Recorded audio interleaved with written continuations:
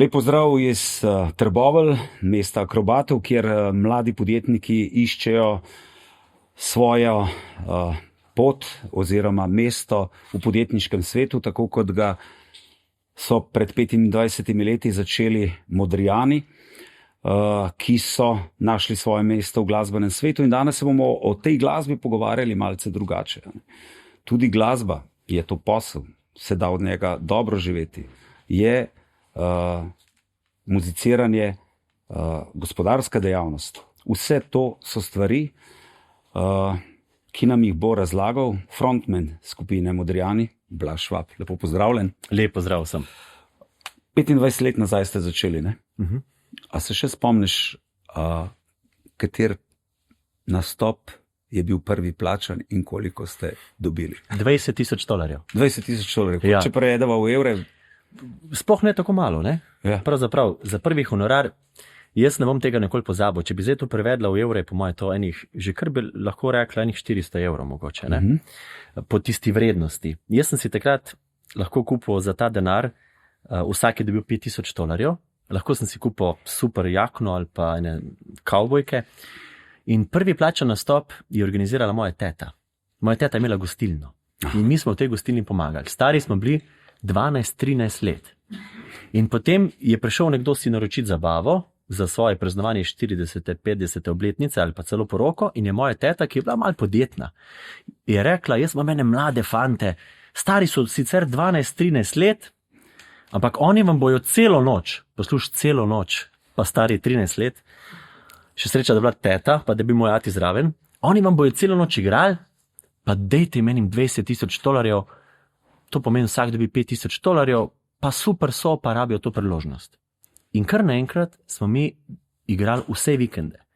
In ko sem bil star 14 let, se spomnim, da sem si že kupil svoj prvi težek čopar, prvi težek motor, pa sem se z njim v osnovno šolo pelal brez izpita, kar je bilo zelo neprimerno. Hvala Bogu, da sem poznal neke stranske ceste, pa da nisem bil predivjak, ampak mi smo bili neskončno ponosni, ker smo lahko delali to, kar smo imeli radi in da smo od tega lahko živeli in da smo na nek način tudi starše razbremenili. Jaz sem čutil neko olajšanje pri starših, da smo si lahko nekaj... Zakaj se čuti olajšanje pri starših? Hočeš, nočeš, vse ves čas podarjamo, šola je brezplačna, vse se da v tej naši državi, ampak vseeno, starši so nam včasih težko privoščili, naprimer, znamke najdražjih čevljev, ali pa neke končne izlete, ali pa neke dodatne dejavnosti. In mi smo si pri 13-14 letih lahko te stvari že sami plačali.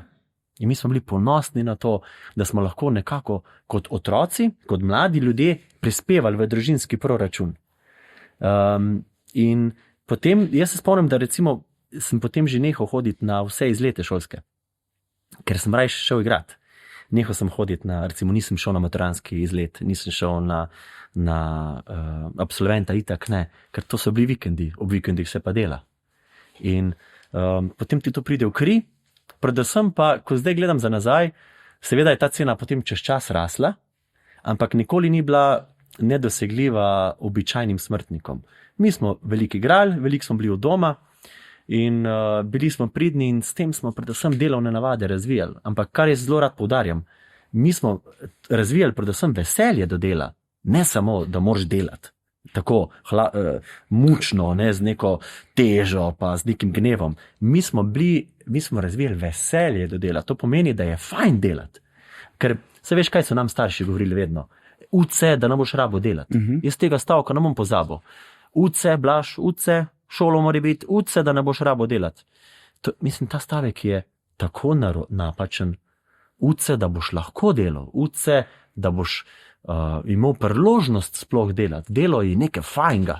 In jaz brez Modrijanov tega ne bi spoznal, ker šolski sistem mi tega veselja ni prizgojil. Pa noben drug. Dejansko teren mi je prizgojil to strast do dela. Se pravi, če te prav razumem, je bila to igranje pri teti v gostilni prelomnica, da so vas takrat opazili? Ja. Takrat so vas opazili. Takrat A ste predtem kdaj igrali recimo za stonke? Ja. Smo. Samo to, da bi vas opazali in tako naprej. Smo, ampak predvsem na dobrodelnih zgodbah. V Sloveniji glasbeniki običajno zbirajo denar za neke stvari, ki jih zavarovalnice ne pokrivajo. Naprimer, zelo veliko imamo zgodb otrok, ki potrebujejo dodatne terapije ob okrevanju, ob nekih hudih boleznih. In zavarovalnica odobri eno terapijo na teden, čeprav jih otrok potrebuje 5. In potem vedno kličejo koga? Glasbenike za dobrodelni koncert in zbirajo denar za tega otroka. Ali pa za dvigala. Če postane kdo invalid, si ne more družina privoščiti dvigala in mi smo teh dobrodelnih koncertov, tudi zato, da bi nas ljudje videli, odigrali 50 do 60 na leto, brezplačno. In tam smo se seveda promovirali, ker tudi to je dobra reklama bila za nas, hkrati smo pa pomagali.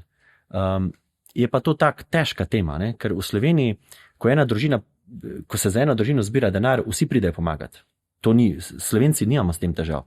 Ampak to družino potem še 20 let gledamo, kaj je, pa če slučajno gre v gostilno jest. Pa če si naročijo malco za 5 evrov. Ja, veš, 15 let nazaj smo pa za njih zbirali denar, zdaj pa v gostilni jejo. To pa ni v redu. Pa poglej, kak avto vozijo. Tu, če je nek star Audi, star 25 let, je pa Audi. Ne? In tudi pri tem dobrodelništvu, ne, smo lahko zelo dvolični ali pa celo hinavski, bi si upal reči. Nismo taki frajeri, kot se včasih imamo. Ne? $20,000. Ja. Je bilo to na roke, tudi ostali koncerti so bili na roke, $, takrat to je šlo vse na roke. Ja. Dokdaj je šlo na roke, pa kdaj je šlo potem na bančni račun? To je recimo eno vprašanje, o katerem sem jaz celo pot k tebi razmišljal, ker lahko jutri pričakujem klic z davčne. Ne, mislim, da je vsaj, kar se $, tiče, prav gotovo, ne? Ker je že vse zastaralo. Ne? Davčna uprava je to tudi delala. Ona je klicala ansamble za špile. A res? Ja, iz davčne uprave so te klicali, če lahko na roke plačajo špil. In potem, ko si rekel, seveda lahko, ne, ni problema, no pridite jutri na razgovor. In eno obdobje, 2 leti je bila akcija pri ansamblih. Takrat si je davčna uprava vzela, zdaj pa gremo ansamble pogledati. Se spomniš, katerega leta približno to? To je 10 let nazaj. Dobro. V bistvu vsi smo bili tam, na davčni, ne? Ker ansambli so rekli, pa seveda na roke, pa še koliko ur. Celo eni so bili tako pogubni, da polko so že povedali, da jih kličejo z davčne, so vse vprašali, a za ti špil še velja. Ne? Prav vem, imene pa primke. In potem so to ansambli reševali na način, da so se pač malo neumne naredili, da malo niso vedeli, pa sem pa tja. Ampak veš, ta profesionalizem, bom zdaj zelo odkrit. Na začetku smo mi kot otroci dobivali to vse na roke. Denar so nam dali in tega denarja mi nismo nikjer prijavili ali pa prikazovali. Razdelili smo si ga, moj ati itek za ston delal, tako danes vse, mi smo si pa to razdelili, pa že v tistem tednu vse zapravili. Hvala Bogu, da je bil potem spet en špil. Zares se je začelo potem konec študentskega obdobja, ko smo pa tudi mi začeli razmišljati, zdaj pa bi mi radi tudi kak kredit imeli, ne? Pa bi se radi stanovanje kupili ali pa avto. Zdaj pa dajmo mi to urediti, pa tudi, tako je tudi prav. Takoj, že med študijskim obdobjem, smo vsi imeli pobodanske SP-je, dopolnilne SP-je, kot se to rekli, tako v žargonu, in potem takoj SP-je. In mi delovno delujemo kot samostojni podjetniki. Vseh 5 Modrijanov. Vseh 5 smo samostojni podjetniki in plačujemo davke, odvajamo davke in delujemo kot da je glasba del naše podjetniške poti. Zdaj že več kot 15 let, skoraj 20 let, ne? Čisto profesionalno. Ko so ravno pri nastopih, ne, če se malo vrneva k njim, ne, bolj malo ljudi se mi zdi, da ve, da ste vi leta 2013 kot skupina Presenečenja igrali na poroki Anžeta Kopitarja, ki je bil takrat v bistvu na višku svoje kariere. Mi smo igrali Anžetu Kopitarju, pa mi smo igrali kar nekaj športnikom. Še enemu zelo znanemu svetovnemu športniku smo igrali na poroki, pa še komu. Pa zakaj tega nikoli niste, recimo, javno delili? Recimo? Jaz mislim, da javnost tega ne bi dobro sprejela, ker mi se nikoli na račun drugih nismo hoteli samo promovirati. Pa sploh Anže Kopitar, ko ti tega človeka spoznaš, on ne more si, ob vsem tem uspehu je to en tak skromen in prijeten človek, ki smo ga mi prvič srečali na naši veselici. Njegova žena je prišla do nas, da če lahko pridemo pozdraviti Anžeta Kopitarja. Jaz sem mislil, da je ona bila tako pijana, da ni vedela, kdo je Anže Kopitar in da tudi ne ve, kaj govori. In sem rekel, daj me pusti primer, jaz imam to pauzo, potem grem pa igrati. No, me je prepričala in potem tam med množico vidim eno veliko glavo, ki odstopa od vseh, in to je bil Anže Kopitar. On na veselici, na gasilski klopi je čvapčiče in pleše polko. Kaj je to, ne? Je to skrita kamera, gremo do njega in tako naprej, nas kličejo za poroko. In jaz sem vedel, da bo tam pol Hollywooda in en kup nekih znanih ljudi in sem si rekel, glej, zakaj bi se z njimi mučil, ne? Zakaj bi jaz mogel repertoar spreminjati, zakaj bi mogel jaz tam še v angleščini povezovati. Mi ne gremo igrati na poroko Anžeta Kopitarja. In mi smo ta nastop zavrnili. Rekli smo pa, pridemo pa sam za 1 uro kot presenečenje, brezplačno za svojo dušo. In smo to tudi naredili. Prišli smo v to poroko, kjer smo potem srečali Čuke in smo rekli, fajn, vi se matrite zdaj celo noč. Mi pa pridemo za 1 uro in Anže Kopitar je tudi 1 uro plesal in užival o polkah in valčkih in ob tej neki slovenski tradiciji in je res tudi kot človek pokazal, kako velik je.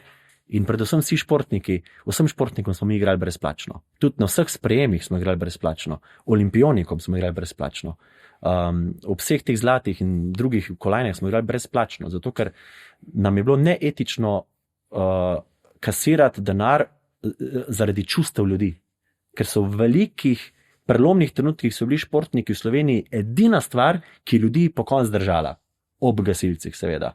In zdaj ob novih gospodarstvenikih, podjetnikih, ki so tako inovativni in sposobni. Ampak v nekem trenutku v Sloveniji ljudje so bili toliko brezupni, da samo šport jih je gor držal. In zdaj bomo pa mi to še kasirali na račun teh čustev. Ne, mi pridemo za ston, za dušo, to naredimo mi nekaj zase, za spomine, nikoli pa ne za profit. Lahko delite še kakšen tak spomin, ki ga do zdaj še niste, recimo komu ste še kaj zaigrali? Goranu Dragiću, kot presenečenje. Tudi na poroki. In ob vseh sprejemih zlatih medalj, Tina Trstenjak, Urška Žolnir, judoistke in tako naprej in tako naprej. Zdaj bi lahko jih kar nekaj neštel. Tim Gajser, svetovni prvak, no in tako dalje. Začeli ste z 20.000 $. Ja. In zdaj me zanima, kako potem določate ceno, koliko zaračunate recimo za koncert, kako se to določa, ne vem, a takrat, ko ste bolj popularni, je to več, a takrat, ko ste manj popularni, je to manj, kako je potem ta cena rasla in kako se to oblikuje v glasbenem svetu? V glasbenem svetu je tako, da nas recimo glasbeni svet ne mara preveč, a ne? Zato ker nismo preveč dragi. To pomeni, da držimo cene v Sloveniji, mi držimo dol. Zato ker nočemo biti predragi, ker se nam zdi, da te pri svojem delu ne sme samo profit gnati, ampak tudi neke vrednote.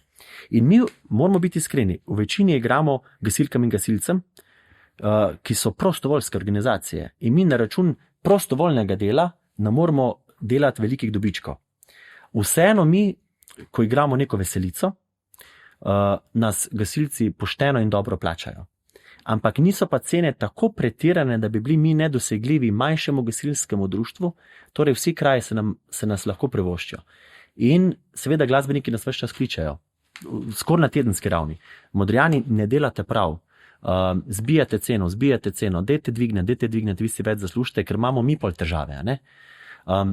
Na nek način je to tudi težko potem skomunicirati znotraj vsega tega ceha glasbeniškega, da ne smeš gledati samo na to, kako bi čim več pokasiral, ampak da zaslužiš dovolj, da lahko tega dobro živiš, ampak ne smete voditi samo profit.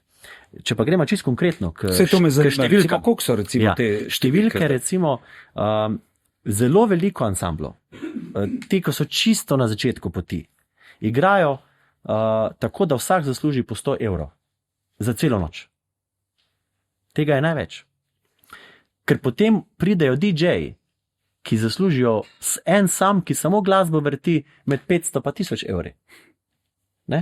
Potem pa pridejo dobri ansambli, ki računajo zasebne zabave, poroke pa veselice med 2000 pa 2500 €. Potem pridejo pa močni ansambli, ti, ki so recimo tudi najbolj znani, pa računajo tam okrog 4-5 tisoč € za celo noč, za opremo vred. To pomeni vso ozvočenje, luč, ekipa, kombi in tako naprej, med 4-5 do 6 tisoč €. Potem pa ti, ko so pa nadpoprečni, ki pa igrajo omejeno število veselic, koncertov, pa v Sloveniji računajo tudi več kot 10.000 evrov, med 10 in 15. In to je pa potem že kar nek konkreten denar, je pa res, da potem iz tega pač moraš plačevati tudi vse stroške, ozvočenje, luč, je pa tako, ne? Recimo ti greš na veselico in zasluži nek ansambl 5.000 evrov. Ampak video spot v Sloveniji, dober, je tudi 5.000 evrov. Registracija kombija, če zavaruješ opremo, je lahko hitro 3 do 4.000 evrov. Stroški so abnormalni, ne, ki jih recimo mogoče nekdo drug ne vidi, pa tudi, še nekaj je pa zelo zanimivega. Ne smeš biti bolan. Nam se je zgodilo, da je 2 Modrijanoma oče umrl sred veselice. Ob 9:30 je zmanjkalo elektrike v šotoru, oder je delal, ona dva sta dobila pa SMS sporočilo, da ima oče umrl. In sta igrala do 2 zjutraj, ker če so 2 leti čakali na termin. Torej, tudi ko ti oče umre, so profesionalno delali. Ali pa če si bil bolan, si šel prej v bolnico na infuzijo, vitamine pa še kaj druga, pa na oder. Če je bil toliko časa naprej v termin zaseden, nisi pa dobil nekega drugega enakovrednega benda, ki bi te lahko nadomestil. Tudi to je treba vzeti za kup. Pa kje ste recimo vi, če lahko poveš, v tem rangu, ne vem, 2,5, 5, pa med 4 pa 6. Med 4 pa 6. Mi smo med 4 pa 6. Kdo pa je recimo tam 15, ko si govoril 9, 10, 15? Najbolj znani slovenski izvajalci, ki so tudi bolj koncertni, ne? Govorimo zdaj o najboljših, pa najbolj tudi popularnih, ne? Pop, rock izvajalcih, teh najbolj znanih, ne? Ki jih v Sloveniji tudi poznamo. Ne? Dejal si, da še en fenomen je, ne, v tem glasbenem svetu, ne? Koliko se razlikuje ta cena za ta silvestrski večer? Silvester je pa zelo zanimiva stvar, ja. Silvester je običajno 2-kratnik do 3-kratnik, a ne? To pomeni, če si nekje zaslužiš 5.000 evrov, je za Silvestrovo 15. Za te nastope se vsi zelo, zelo borijo, so pa lahko tudi zelo zanimivi, ne? Ker ti igraš zunaj in jaz ne bom pozabil, enkrat smo igrali zunaj, pa je bilo 10.000 ljudi celo. Je bilo pa minus 12 do minus 15.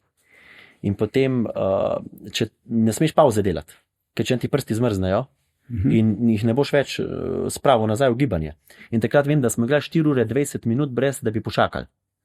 Celo pozabili so iti na WC vsi, ne? In ni se tako fino. Pol na koncu marsikdaj, ne, se zgodi, ko se pogovarjam jaz fanti, danes bi še pa plačal, sam da ne bi rabo iti na oder, ali pa danes bi pa dvojno plačal, sam da ne bi rabo iti, toliko sem utrujen ali pa izžet, ali pa ne zmorem več. Ker iz tedna v teden, po 2-krat na teden, pa skozi se tudi lahko predoziraš te nastope. Mi smo imeli celo primere, da eden izmed članov, ko je inštrument prijel, je mogel iti na WC. Ker je tako se nažrl muzike in tega ponavljajočega cikla, da smo pol v pogodbo dali, da mora biti WC zraven odra. Ampak od ponedeljka do petka je bil ok. Ko je prišel na oder, prijel inštrument, si že videl tiste velike oči, je že letel, ne. Ima to tudi neke posledice. Ni se tako lepo, ni vse v denarju, ne, na koncu. Kako dolgo, na dolgi rok imate vi razprodane koncerte, recimo? 2 do 3 leta naprej. Ja, recimo moj ati, ki te stvari blokira, moj ati to dela brezplačno, ne? To je prav zanimivo, to je tudi fenomen. 25 let dela to brezplačno, ker mu je to tako fajn. In noče vzeti denarja, ki mu ga ponuja za to? Ne. On nas je vzel kot svoje otroke, mislim, jaz sem dejansko njegov otrok, ne, ostali pa ne. In on včasih kar 48 ur bedi, veš, ker on gre ozvočenje postaviti, potem z nami igra, pol ozvočenje pospravlja in čas se ne izide, ker že mora iti na drug nastop pospravljati. In si reče, 48 ur se to bo šlo, potem včasih spi na nekih zvočnikih, 4 vate nabija, on spi gor, potem se zbudi, pa gremo plesati, pa uživa z ljudmi, kavo kuha, pa če rad ima to, ne, organsko ima to rad, ne. In on ti blokira nastope, ne. In on se z ljudmi pogovarja. In potem, če se kdo hoče od Modrijanov poročiti, to je prav zanimivo, ne, še ko nisi čist prepričan, ali bi se z njo poročil ali ne, je boljše, da si termin rezerviraš, da boš vsaj imel frej termin, ali bo pač ta, ali bo pa ena druga. A ne? In so pač fanti je vedno. Tako je bilo tudi pri tebi. Jaz še, hvala Bogu, se nisem poročil, ker nimam frej termina, hvala Bogu, sem počakal še s tem. Ampak 1. november se je Franc Koširo dal se neko poročil. Jaz se vedno hecam, da sem 1. novembra poročil. Dobro. Vse je pred nami. Samo ni termina, ne? Ja. In vedno so 2 do 3 leta naprej prišli reči mojemu atiju, jaz zdaj razmišljam, nekaj razmišljam, popati že ve, kaj razmišlja, odpre. To soboto se lahko poročiš. V redu, tako hvaležno vsi pokimajo in vejo, evo, 16. maj si frej, takrat se boš poročil. In potem nota ati ne napiše poroka, napiše presedečenje, ker nikoli se ne ve, kaj bo, ne? Ker je tukaj časa naprej. Kdaj se je začelo to, da ste recimo imeli za 2-3 leta naprej bukirane koncerte? Je bilo ta prelom, ta Titi Rože? Kdaj se je ta prelom zgodil? Takoj na začetku že. A res? Ja. Veš, ena stvar, ki moram biti jaz bi zelo pošten. Modrijani si ne smemo zaslug pripisovati za ta preporod v Sloveniji. V Sloveniji je bila ena skupina, ki je dejansko še bolj kriva za to. To so mladi Dolenci. To so bili eni 3 fantje z Dolenske, ki še vedno igrajo, ampak oni so imeli en hit, nocoj druga rekla mi, tiste 3 besede. In takrat se je začel preporod. Katerega leta je bilo to približno? To je bilo 1998. 99. Ker do takrat je veljalo, kdor hodi, posluša narodno zabavno glasbo, je kmet. Ampak mladi Dolenci so prvič v Križankah igrali cvičkarijo za študente. V Križankah. Aha. No in potem mladi Dolenci in zaradi njih, ker oni niso mogli vseh terminov podelati, pridejo eni Modrijani, ki pa bojo to namesto njih. In mi smo na njihov račun leta in leta ogromno igrali. In potem smo pa bili mi bolj deloholični, recimo kot oni, in smo ogromno igrali. Ampak ta pomlad se je z njimi začela. Mi smo samo nadaljevali, kar je že prej žuborelo med ljudmi. Je bila recimo ta že ponarodela Titi Rožica, recimo pa ta dokončen prelom, ko so, ne vem, začeli tudi iz Ljubljane hoditi na veselice in poslušati narodno zabavno glasbo in to ni bil več, ne, če si rekel poslušam Modrijane, ne, ali narodno zabavno glasbo, ne, to nisi v redu, ne, prej pa so se vsi malo poslušali, ampak so se sramovali tega v družbi povedati. Hecno je bilo videti na nastopih rockerje pa punkerje, ne. Mi v narodnih nošah, pa pride punkeri, pa rockeri, pa vsi norijo, poznali so to pesem, pa mogoče kako Slakovo, to absolutno, ker Slak je šel v srca ljudi, vseh, tudi rockerjev. In takrat se je naredil ta prvi fenomen, pa prvič so nas začeli klicati za diskoteke, za igranje v diskotekah, v klubih, kjer je bilo toliko ljudi, da je ati moj pa moj brat sta držala oder, da niso oder zrušili. Ali pa včasih se nam je celo zgodilo, da so že oder malo premikali, ker so ljudje tako porinali. In z Rožico je bil ta fenomen. Pa še en fenomen se je zgodil. Rožica je bila himna avstrijskega hokejskega kluba v slovenščini. Ja, res je. Zaradi enega Slovenca, ki je tam igral. In to Avstrijci s tem niso imeli težav. Avstrijci, ki običajno imajo predvsem s tem težave. In to so bile pa take lepe stvari, ki so se dogajale. Tudi v tem mednarodnem pogledu, da je to bil nek premik, pa da se je začela neka samozavest, kar se tiče tega tovrstnega narodnega izročila. Ampak, zdaj pa en velik klicaj. Narodno-zabavna scena nas je pa vedno bolj sovražila. Zakaj? Ker so rekli, vi to muziko uničujete. Ker ni bila več toliko tradicionalna, ker je bila bolj moderna. In niso doumeli, da tudi v Ameriki obstaja tradicionalni country, bolj modern country, pop country, rock country. Ne. V Sloveniji mora biti samo narodno zabavna glasba, ki je točno taka, kot so jo delali starejši ansambli. Vi pa, ko delate malo drugače, uničujete. In recimo zdaj, ko se včasih srečam na kakem pogrebu, kakega znanega glasbenika, ki je umrl, jaz imam težave tudi komu roke dati, komu pa ne. Ker mi vsi tudi nočejo dati roke. Kako globoko gre to? To globoko gre, to neko sovraštvo, ker si drzno biti malo drugačen. Lej, pa gre sam za muziko. Kaj šele druge? Ja, in tudi na pogrebu, kdo stran pogleda, jaz mu vse na roko dam. Časa pa nima toliko, da bi vanjo plunil, čeprav mu vidim v očeh, da bi.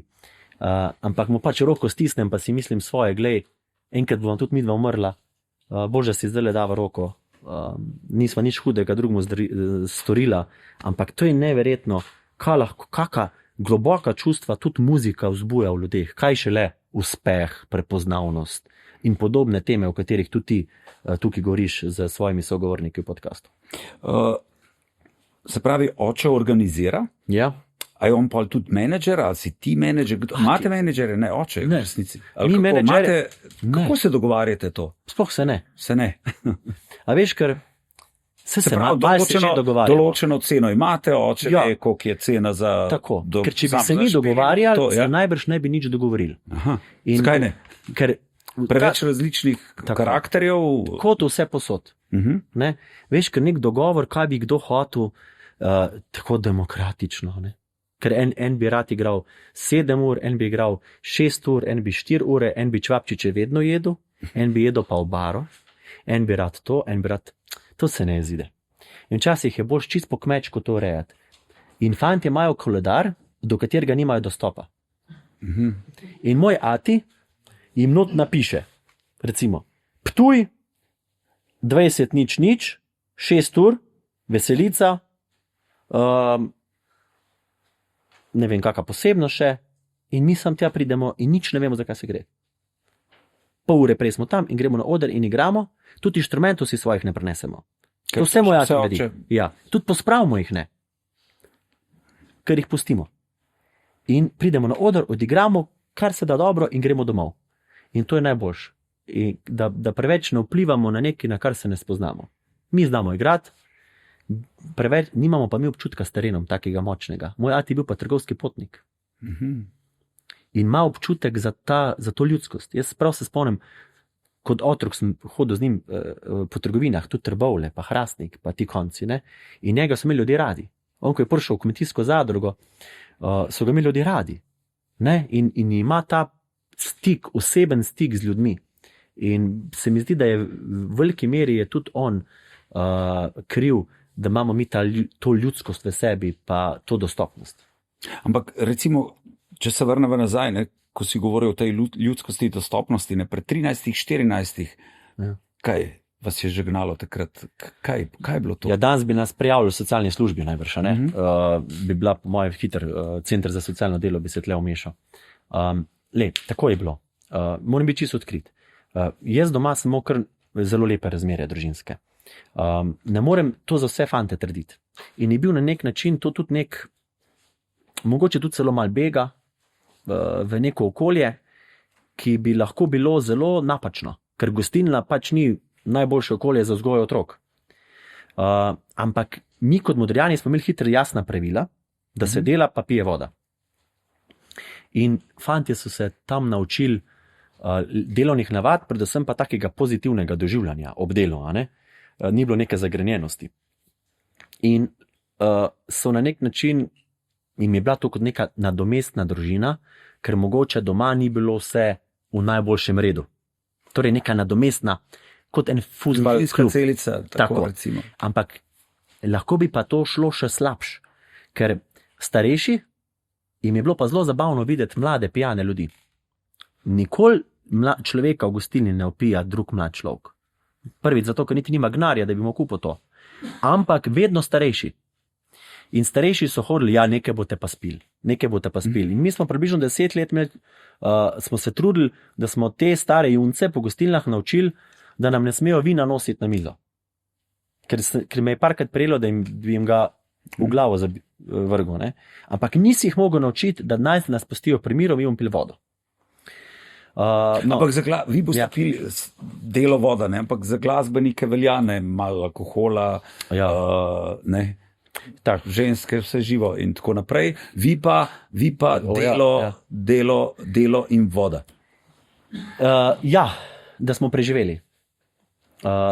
Kar se punc tiče, mislim, kaj te bolj zanima? Punce ali alkohol? Punce. Punce, ja. Ker za alkohol si že povedal. Ja, da ne pijete in to je to. Za punce pa je tako. Veš, nočno življenje je nekaj čudovitega. Ker po noč človek drugače deluje, drugače razmišlja. Pri šanku se tudi gospodarstveniki in podjetniki vse zmenijo, mi smo to vse poslušali, kao vse se zmenijo. Ali pa če pride politiki za šank. Aha. Tam vidiš, da se imajo v bistvu zelo radi in celo vidiš skupaj v gostilni, ker mi smo igrali na teh zabavah, ker so bili kdaj tudi politiki, a ne? Pa veš, da ta dva, en je zelo z leve, en zelo z desne, v parlamentu se res ne štimata, tam sta bila ta huda frenda, pa celo menila sta se v nekih zadevah, kako bo ta to skupaj naredila. In mi smo to vse poslušali in gledali. Ker je pač šank, nočno življenje, gostilne naredijo neko vzdušje, ko je vse malo lažje. Punce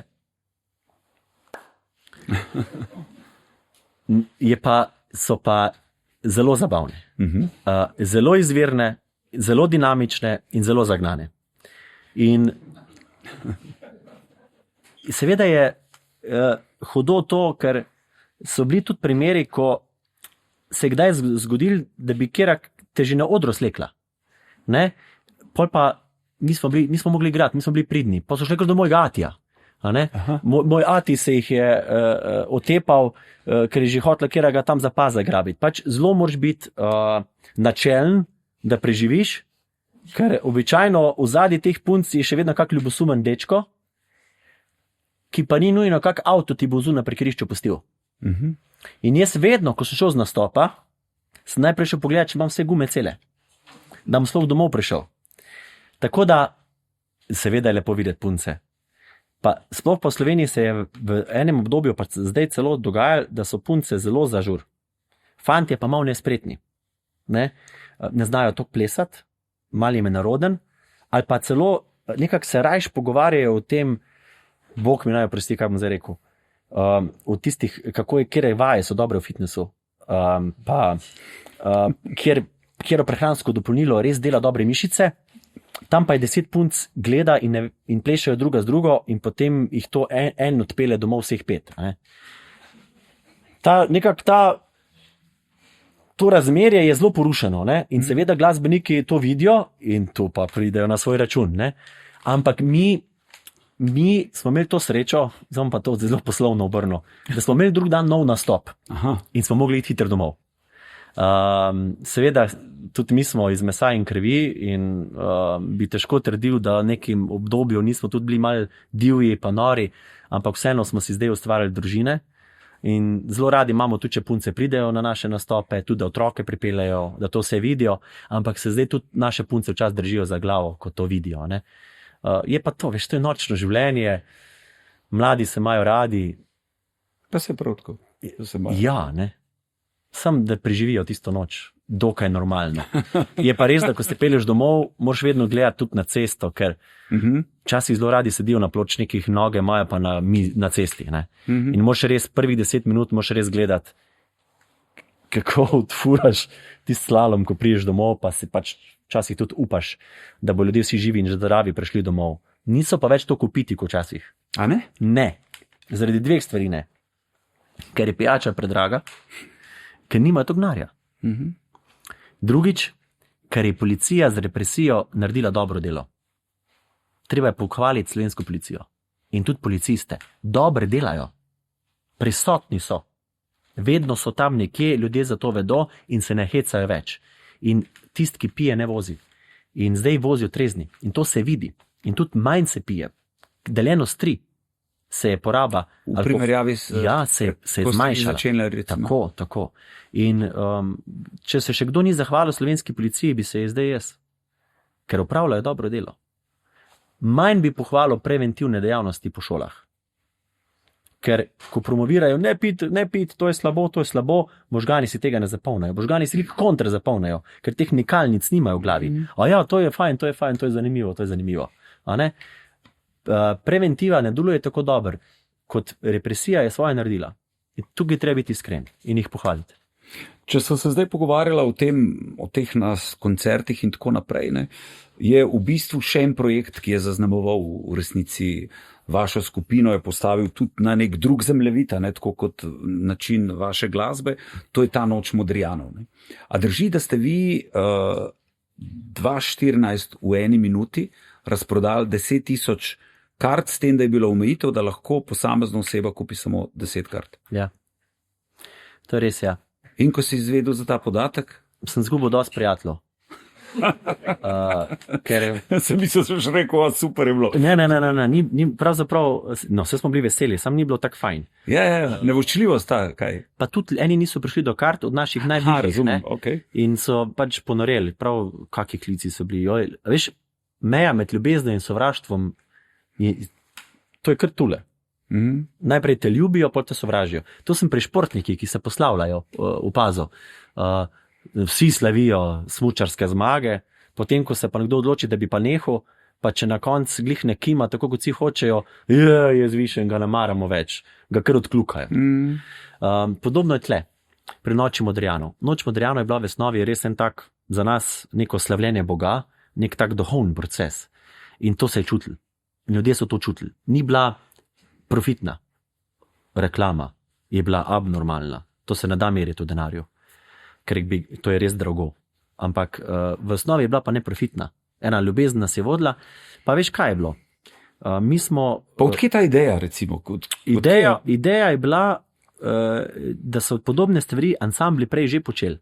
Jaz se spomnim Štajerskih 7, ko so vabili goste na svoje koncerte, pa Slaka goste na svoje koncerte. In urednica na radiju Rogla, kjer sem jaz delal, mi je rekla, Blaž, vi bi mogli nekaj podobnega delati. To združevanje različnosti, skup morate to dati. Vi si morate, recimo mi smo potem povabili reperje, rockerje, popevkarje, vsi so peli narodno muziko, ali pa mi smo peli rock komade v polki. Ta različnost je prišla skup in to je bilo ljudem fascinantno. Poglej, koliko lahko sodelujemo. Vmes poezija, ko sem bil recimo enkrat v Stutu. Ja, je bil Ferry Leinšček. Ampak Štajersko so pa napovedali otroci iz Sudana. Ne? Štajersko, torej našo pokrajino. To vključevanje, povezovanje, različnosti.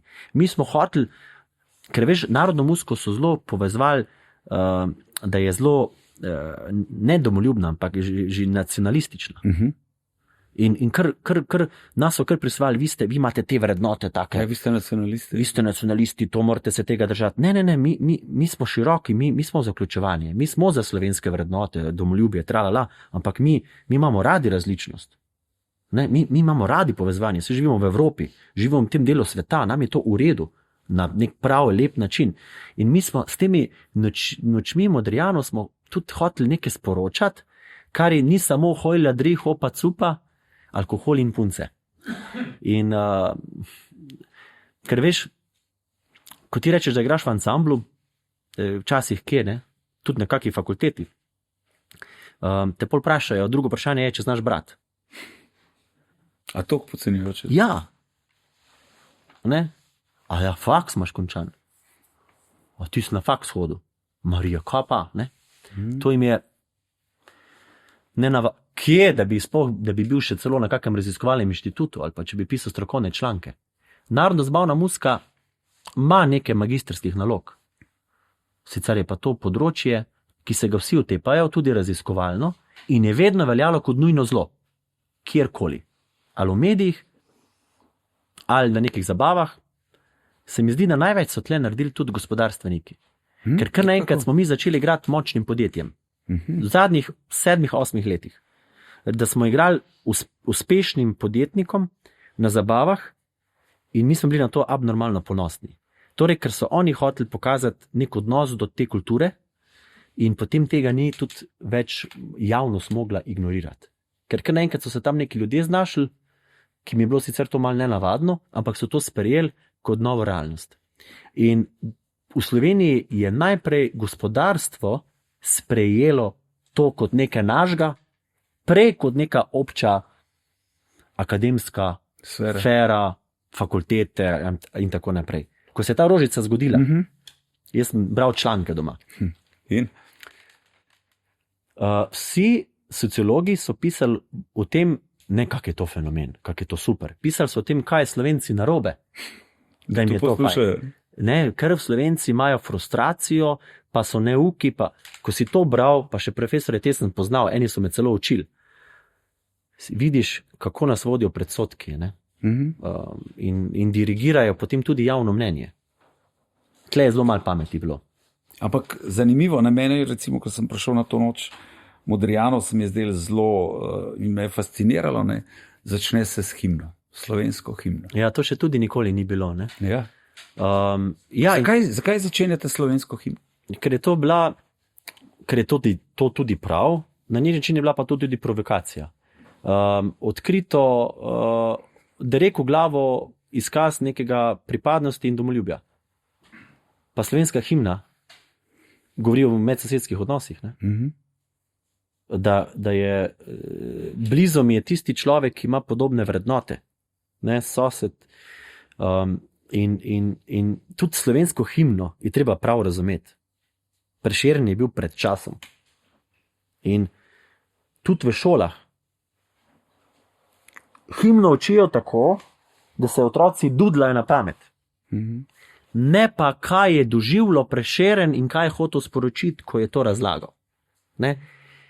Mi pozabljamo, da je temeljno človekovo duhovno dogajanje je doživljanje. Torej, kaj jaz čutim in doživljam. Ne pa, da nekaj na pamet vem in znam zdrdlati.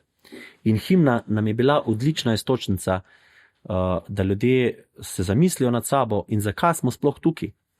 Ne? Himna je domoljubna, sam naša himna slovenska govori o sprejemanju, o odprtosti, pa o vrednotah splošne obče človeškosti.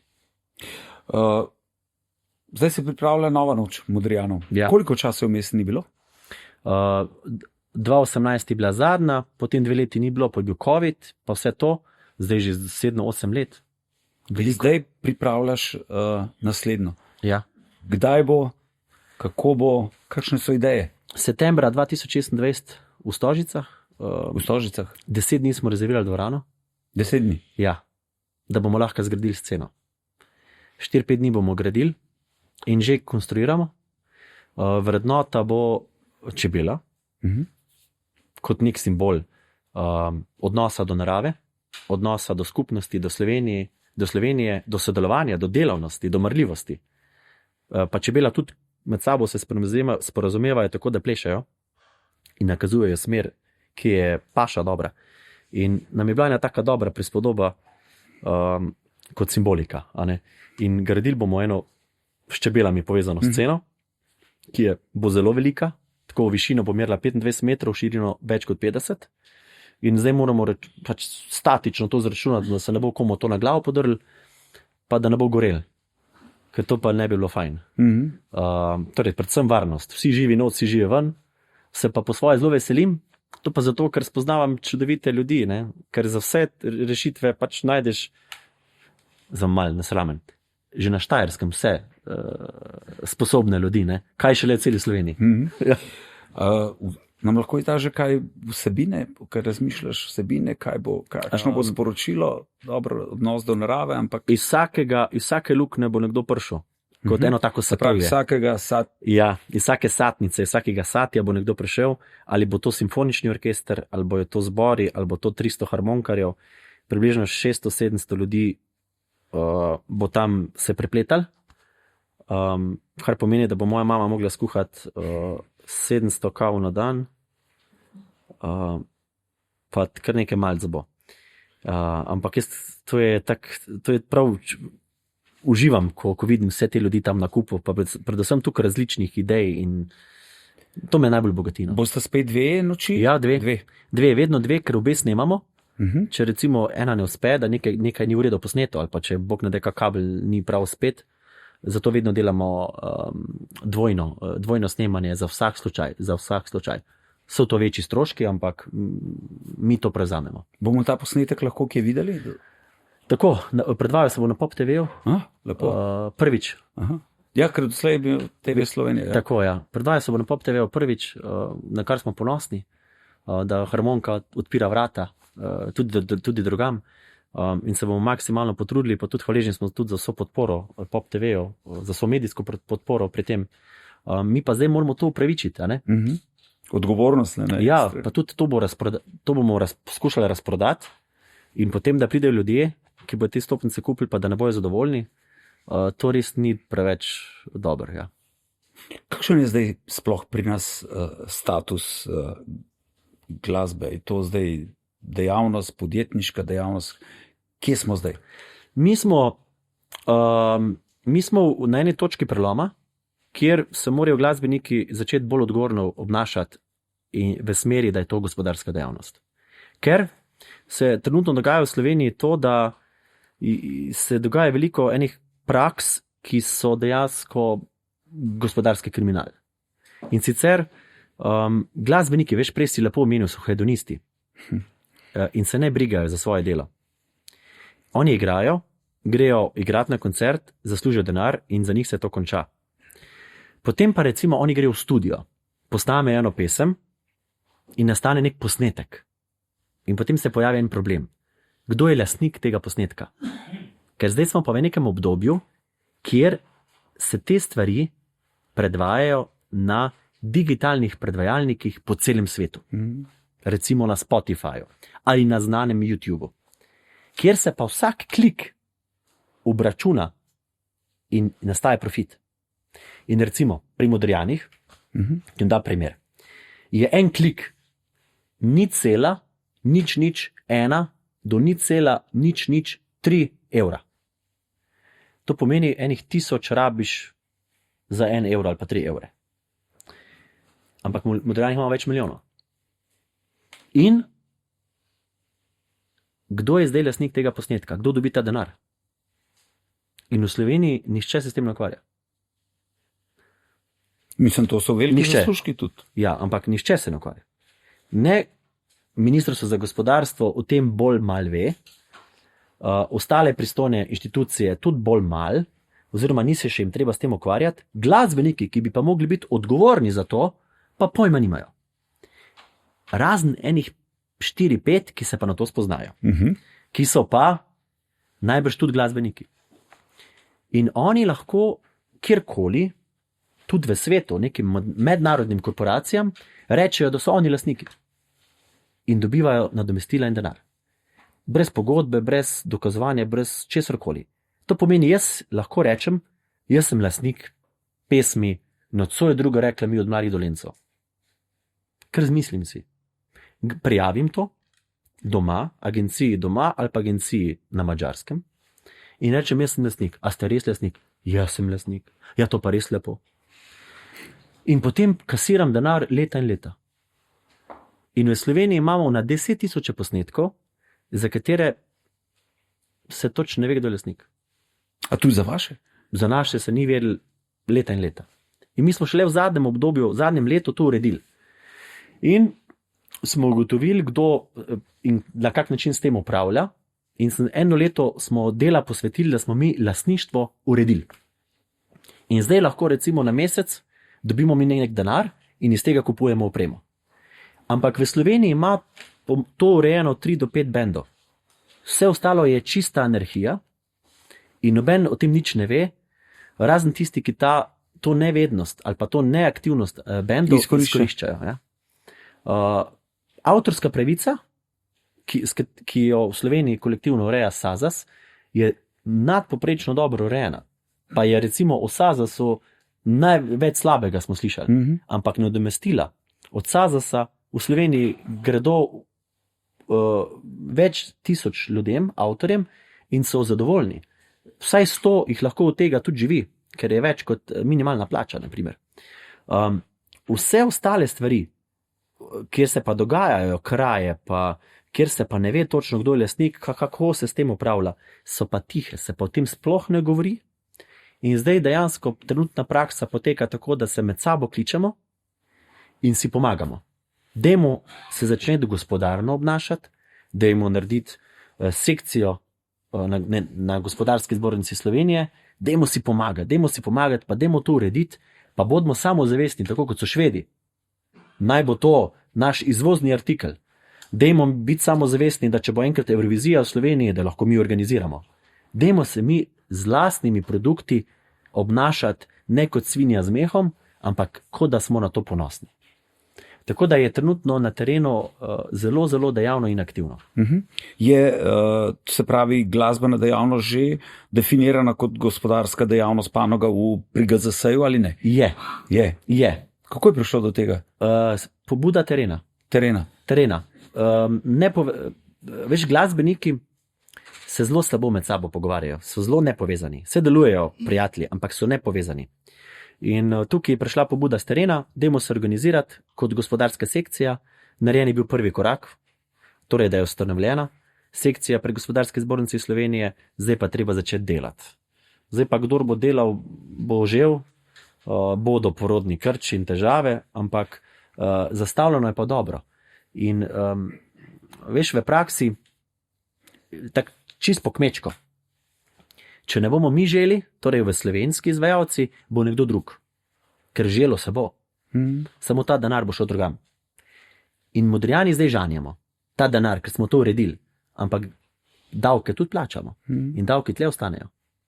To pomeni, bolj ko bo to področje urejeno, več bo šlo denarja tudi v proračun.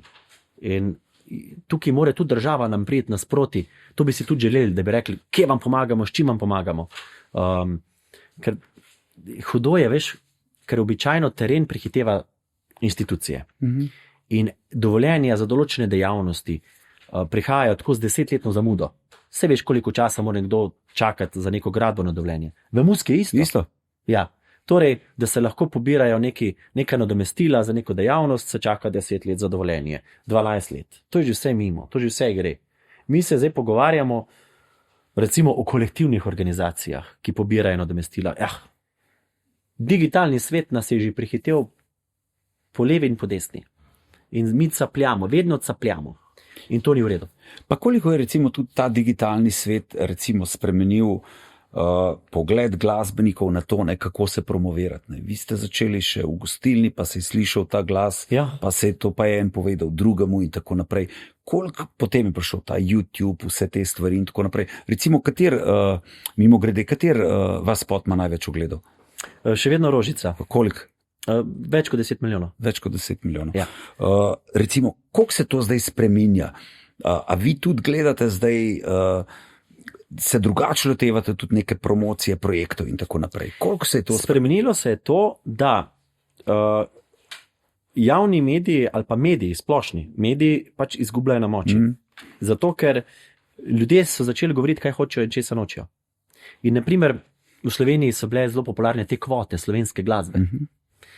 Narodna muzika se zelo malo vrti po slovenskih medijih. Vse, ampak se zelo malo.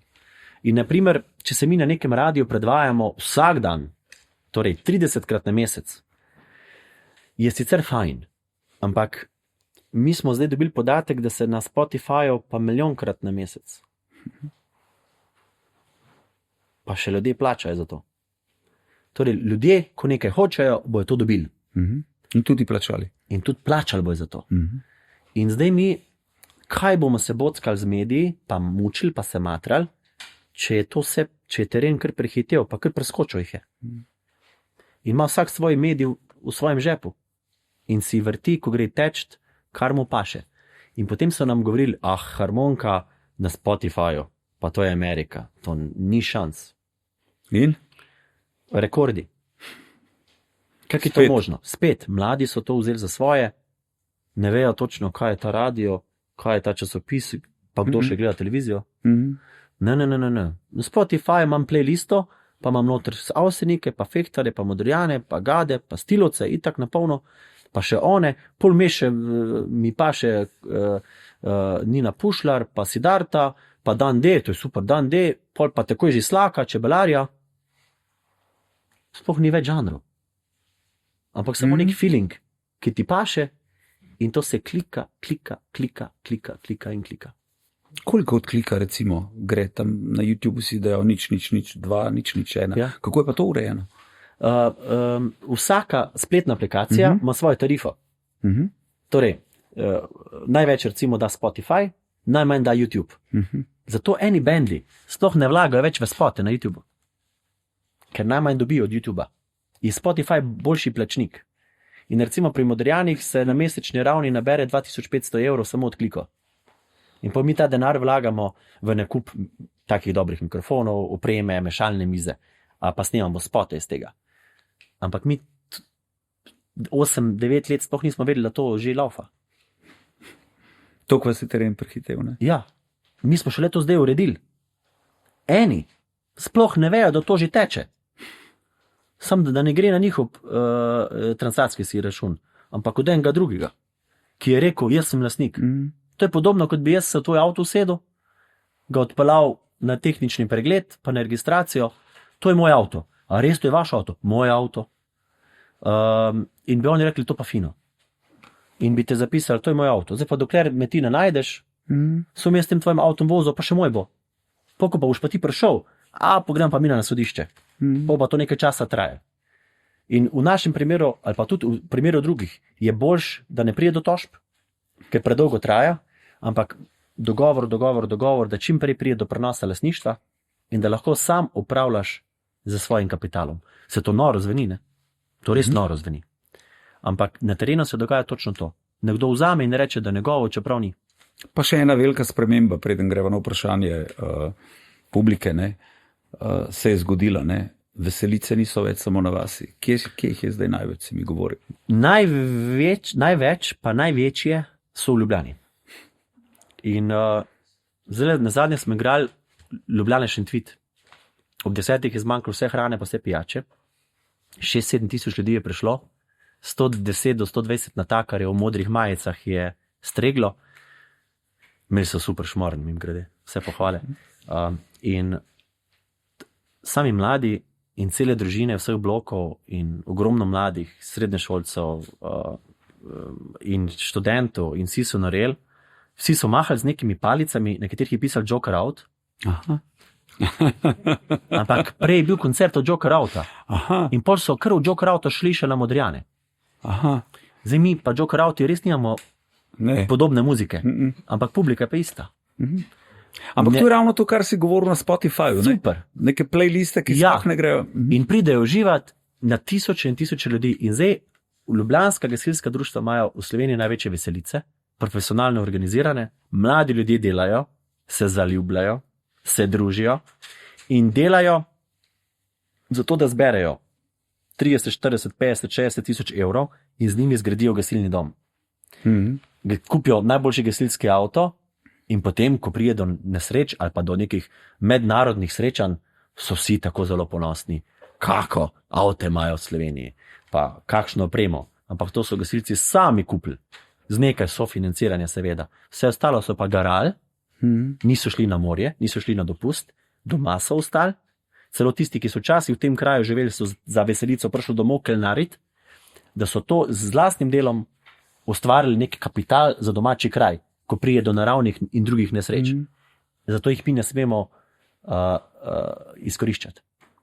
In veselice zdaj niso več kot včasih julij, august, ampak od aprila, maj, juni, juli, august, september, ko se pa veselice končajo in se začnejo oktoberfesti. Ker je pa isto, ne? Sam, da se ljudje ne toliko ne sekirajo, če mrzli. Ti ne smeš reči več veselica, ker zdaj ni več veselica, je zdaj hladno, rečeš oktoberfest, pa se bom obleko. Zgleda pa isto kot veselica, ne? In pol, ko zmanjka terminov, so zdaj začela društva delati zimske veselice. Dajo pa noter samo eno veliko cev, vzun prežgejo tisto mašino in ogrejo šotor in ljudje pridejo na veselico in je vse polno, zato ker že dolgo ni bilo veselice, ne, kak teden. In zdaj so tudi zimske veselice in to funkcionira. In to je super. Dokdaj boš Modrijan? Po moje do takrat, dokler ne bo ati imel vsega poln kufer. Ko bo nehal termine, ker včasih že reče, a veš, Blaž, meni se več na lup. Ampak jaz mu tok ne verjamem, ker mi, ko igramo petek, soboto, ko ga kličem nedelo, da bi prišel rad domov na kosilo, seveda k moji mami, ne, ga ni, ker je šel na veselico od enega drugega benda. Ne? In mogoče po moje, ko bo ati nehal to blokirati, bom tudi jaz nehal, ampak pa bom najbrž predvsej nesrečen, ker zdaj sem od otroštva vajen vse vikende hoditi na okrog, rad imam ljudi, rad imam ti mehne kraje, znaš kaj narejš gledam? Krožišča, ker v vsakem kraju so tako izvirno opremljena krožišča, na enih vinogradi rastejo, na enih neke skulpture, ki jih ne razumem, na enih hiše gradijo. In vedno, ko pridem v nek kraj, vidim neke hecne stvari, tudi čudne, pa zanimive, pa vidim srečne ljudi, ki nekako z neko plačo, ki tudi ni največja, se imajo super. To pomeni malo drugače na terenu, kot pa zjutraj v tistih novicah, ki jih preberem. Torej teren, jaz imam občutek, da ljudje na terenu rahlo kažejo ves čas sredinca. Javnemu, splošnemu mnenju, ki ga plasirajo mediji. In meni je všeč, da teren kaže sredinca, lokalna skupnost pa še bolj in dela malo po svoje. In želim si, da bi država ljudem tudi malo pustila delati po svoje. Ker ne delajo samo slabih stvari, ampak zelo veliko dobrega. In hvala Bogu, da delajo po svoje, ker tako se vsaj kaj naredi. Lepa, skoraj zaključna misel, ne, ker imamo še vprašanje publike. In tale se mi zdi zanimiv, glede na to, da nastopate kot skupina, ne, v podcastih in medijih se pa pogosto pojavljate vi. A imate zato v ekipi kaj tren? Ne. Jaz mislim, da so fanti veseli, da grem jaz, pa ne zato, ker rad govorim, ampak zato, ker razmišljam o tem, kaj povem. Ker oni ne bi toliko razmišljali, ampak bi povedali tako, kot je. Potem pa ne bi več veliko nastopali. Oziroma, jutri bi bili mediji polni iskrenih misli, pa ni nujno, da bi to prispevali k povečanju naših nastopov. Jaz pa vsem še premislim, kaj rečem. Dobro. Je bil kakšen trenutek v karieri, da ste resno pomislili, da nehate z vsem skupaj? Ja. Kdaj? Ko se nismo razumeli. Znotraj benda? Ja. Smo imeli velik tren, kot vse posod, v službah, v družinah, mi smo jih imeli ogromno. In pol pač pomisliš, da bi kar nehal, pa sej čisto res nikoli nihče pomislil, da bi kar nehal, ampak so krize. In potem probaš zdržati in časih tudi hvala Bogu, da ti je to tudi kruh in ne moš kar nehati, ker od tega živiš. Pa mine čas, pa se pogovorimo in ne pobegnemo. To je ena taka močna koalicija, ker včasih je treba tudi malo potrpeti in ne kar takoj obupati, ker te vodi neko poslanstvo. Ja, smo imeli mi hude krize. Skozi imamo kakšne krize, ampak zaenkrat se še kar pomenimo. Vse? Ja. Tudi okrog denarja? Okrog denarja nismo imeli nikoli težav. Vedno smo se pogovorili, vedno smo se delili na enake dele, nikoli ni še dobo več ali pa manj. In glede denarja nismo imeli nikoli težav. Hvala Bogu. Pa tudi zato, ker Ati nikoli nič ni vzel zase. Ta matematika je bila jasna. Ja. A ste imeli kakšen, naslednje vprašanje, naporen medijski napad, laži, grde komentarje? Kako se soočaš s tem? Ja, to samo predvsem jaz. Spomnim se, da sem bil povabljen enkrat v parlament na molitveni zajtrk. Spomnim se. Po vzgledu Evropskega parlamenta me je poklicala gospa Ljudmila Novak, če bi lahko prišel v parlament skupaj s poslanci malo moliti. Pol bi se že pa malo pogovarjali o aktualnih temah. In meni se zdelo to tako lepo, da bi malo molili. In potem so prišli poslanci, verni, pa tudi neverni. Iz leve in z desne politične opcije, eni bolj nešpičeni, drugi manj, eni zelo prijazni. Pojedli smo rogljiček, pa popili smo kavo, pa malo smo molili. Jaz sem bil zelo ponosen, da molim s poslanci v parlamentu. In potem sem se slikal z tistimi, ki so se hoteli z mano slikati. Jaz nisem vseh poznal. Verjamem. Ni bilo dobro, da sem se z vsemi slikal, zato ker drug dan mi je vsaj 100 ljudi pisali, da ne bojo več hodili na naše špile. Ker sem se s tem slikal. Ali pa z onim. In pač nikoli ni. Volilna baza je, nas spremljajo vsi, In potem, ko sem se jaz s tistim sliko, ki ima bolj aktiven na družabnih omrežjih, pa tam je bil kar cool dečko, pa celo rekel je, da naš fan, pa hodi na naše koncerte, nisem pa izvedel, da ima svoje fane, pa tudi veliko ne fanov. In potem ni bilo prijetno. In me je bilo malo strah, ni mi bilo okej. Ampak Ljudmila Novak me je poklicala in se opravičila. In je rekla, da ni želela mi trpljenja povzročati. In je pokazala zelo, zelo veliko gesto. Ja, res je. Da mi je tovrstne probleme naredila. Je pa tako, da prihajajo politiki ves čas tudi na nastope in seveda se hoče s tabo fotografirati. Zdaj pa, če vprašaš fante Modrijane, koga volijo, ko grejo na volitve, vsak svojo stranko. Vsa, hvala Bogu, no, ali pa tudi ne, imamo v Sloveniji toliko strank, da to ni problem. Res je. In vsak svojo voljo, pri nas res, mi smo zelo pestri. In potem kaj, zdaj pa pride nekdo, pa bi se hoče stal fotografirati, 4 bi rekli ne, en bi rekel zelo ja, pa se pa kar vsi slikamo. Zdaj pa ni In to potem, fajn. Kar je. Strankam pa ne igramo. A ne? Ne. Vse stranke. Zakaj ne? Zato, ker to pa nam ni okej. Se ne pojavljamo na nobenih strankarskih kongresih, pa dobro plačajo, pa vse plačajo, pa takoj bi plačali, ampak to pa ne bi. Pa tako, kar gledam, je kar dobro vzdušje tam, ampak to pa res ne igramo. No? Niti ene stranki še nismo igrali. Nazadnje smo igrali, ko je Lojze Peterle kandidiral za predsednika države. Let nazaj. To je že ful nazaj. Drugač pa druga pa nismo igrali. Smo pa bili recimo z Borutom Pahorjem vedno zelo povezani. A res? Kako to? Nekako smo si bili malo simpatični, pa Borut je zelo spoštoval naše delo. In tudi on je prišel vedno pogledati, kako sceno gradimo za Noč Modrijanov.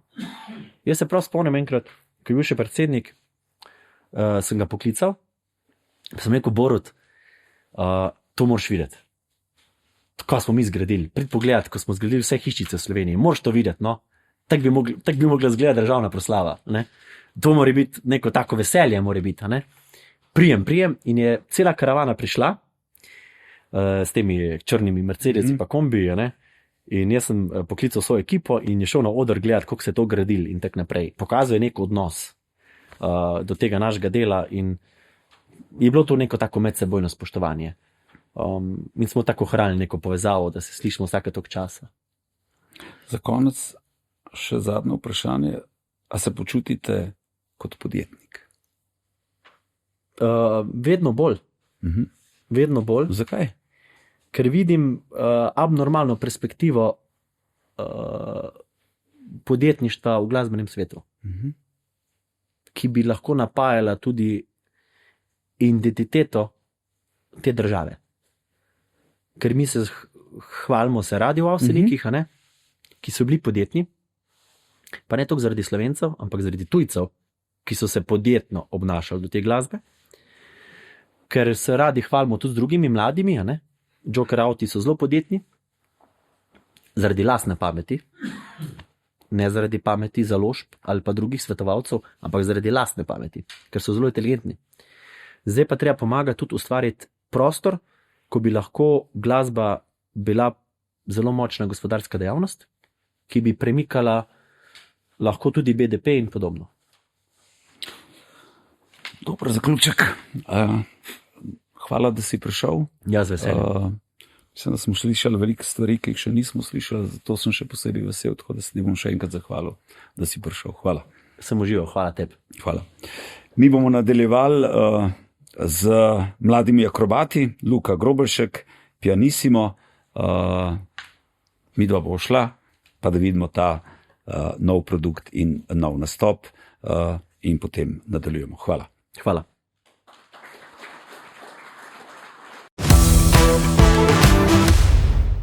Najprej lep pozdrav vsem skupaj. Sem Luka Grobelšek, ustanovitelj podjetja Pianissimo in tako kot Blaž, tudi strasten glasbenik z dušo in srcem. Moja glasba oziroma moja zgodba se nekako začne pred dobrimi 6 leti, ko sem čist naključno se začel ukvarjati z izdelavo kadilskih pip. Zakaj kadilske pipe? Mogoče zato, ker so me estetsko zaradi tistih naravnih linij tako pretegle. No, vse skozi usporedno pa so se razvijale neke nove ideje oziroma neka velika želja, kako povezati glasbo na eni strani in rokodelstvo.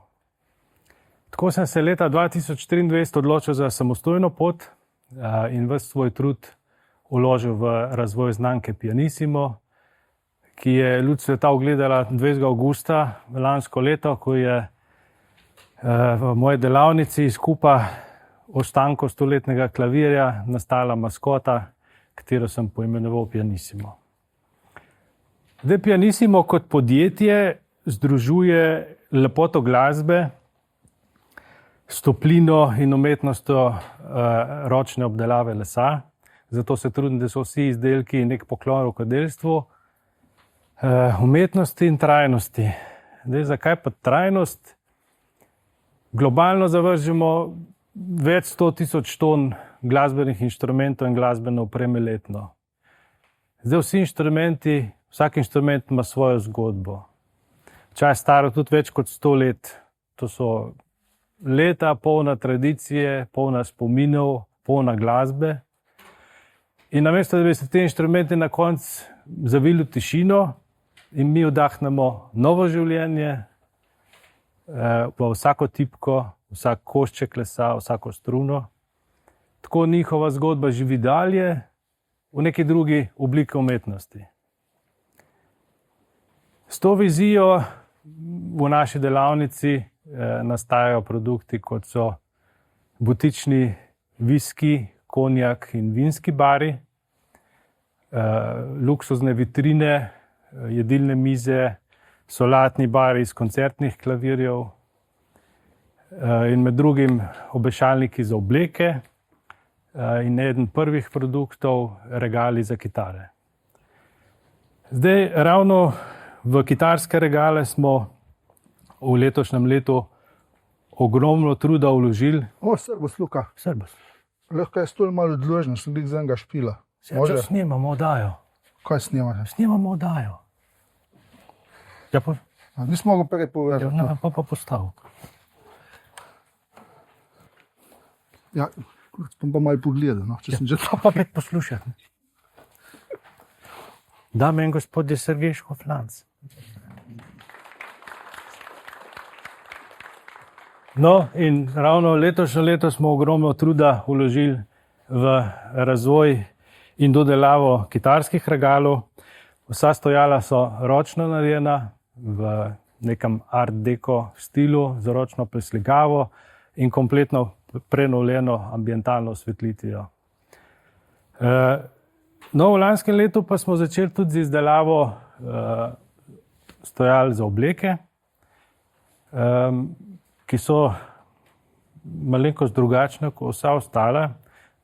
Njihov izgled namreč združuje izgled 4 hardstop kitar, kar je nekako moj poklon rock'n'roll glasbi iz 60., 50., 60. let. Vsa stojala so ročno narejena iz slovenskega jesena, v katerega smo vkomponirali Racing Stripes vzorec iz mahagoni pomele furnirja. Zgornji del stojala pa krasi 24 unikatnih medeninastih klobučkov, ki predstavljajo simbol podjetja Pianissimo.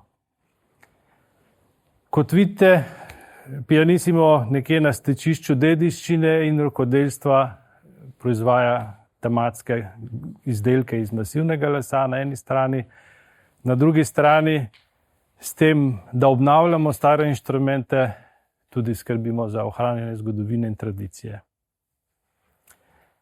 Če se nekako še za konec dotaknem vizije podjetja. Vizija Pianissima je v prihodnjih letih znamko dvigniti na neko višjo raven in poskrbeti, da bo podjetje eno vodilnih, kar se tiče predelave, obnove starih klavirjev in drugih glasbil. Istočasno pa si zelo želim tudi, da na trgu dobijo veljavo naši lastni dizajni in vsi ostali glasbeno-tematski produkti, katere ponosno delamo v Zagorju ob Savi. Hvala lepa za vašo pozornost in lep večer še naprej.